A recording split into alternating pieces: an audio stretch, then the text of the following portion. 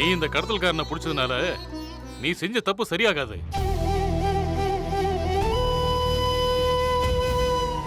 நீ செஞ்ச தப்பை என்னால மன்னிக்கவே முடியாது.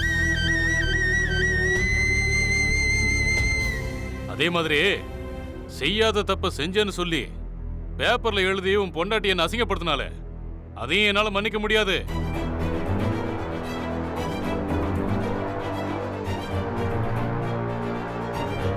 சோபதி, அதான் வேலு எல்லா பிரச்சனையும் சரி பண்ணிட்டான்ல, அப்புறம் என்னப்பா? பெரிய மனசு பண்ணி அவனை மன்னிச்சு ஏத்துக்கப்பா. அம்மா, அந்த கடத்தல்காரனை பிடிச்சதுனால நான் இழந்த எல்லாமே கிடைச்சிருமா? இல்லல்ல. என்ன இருந்தாலும் வேலு உன் புள்ளடா, அவனை மன்னிச்சிடுறா. அம்மா, என் மேல வருத்தப்படாதுமா. இப்ப நான் அவனை மன்னிக்கிற நிலைமையில இல்ல.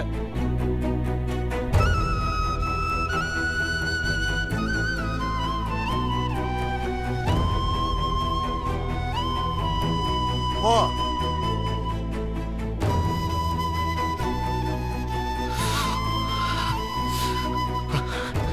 அப்பாவுக்கு இன்னும் என் மேல கோபம் குறையலம்மா. வேலு,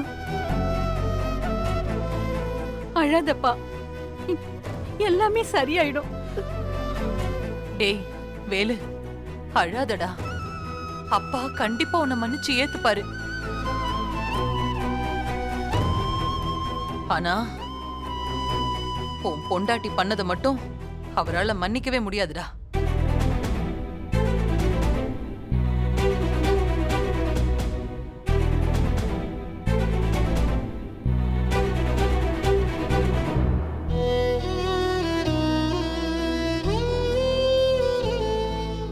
வேலு, சூப்பர் வேலு. நீ எப்படியோ அந்த கடத்தல்காரனை கண்டுபிடிச்சிட்ட. இப்பதான் எனக்கு நிம்மதியா இருக்கு. மாமா கண்டிப்பா மன்னிச்சிருவாரு. எனக்கு அந்த நம்பிக்கை இருக்கு. என் மேல அவருக்கு கோவம் மட்டும்தானே இருக்கும். பரவாயில்ல, அவர் கோவம் நியாயமானது தானே. அத கூட புரிஞ்சுக்க முடியாதவளா நான் எந்த தப்பும் பண்ணலன்னு அவருக்கு ஒரு நாள் புரியும். அன்னைக்கு அவர் என்னை ஏத்துப்பாரு. எங்க அப்பாவை பத்தி தப்பு தப்பா எழுதுனாங்களே, அதுக்கு உங்க பத்திரிகை எங்க அப்பா கிட்ட மன்னிப்பு கேக்குமா? கேட்காதுல்ல. எங்க அப்பா இழந்தது தானே.